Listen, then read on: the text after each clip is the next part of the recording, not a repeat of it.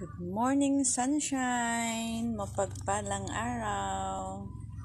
Yan, maaga siyang nagbibigat sa araw.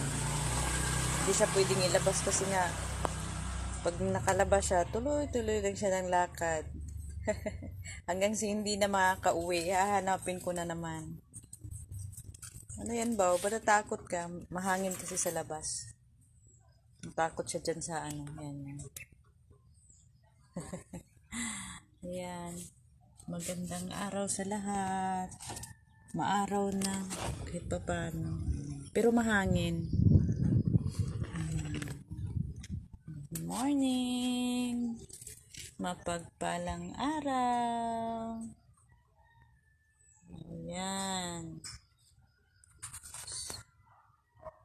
Ayan muna guys. Let's ko lang ang ganda ng sinag ng araw ngayon.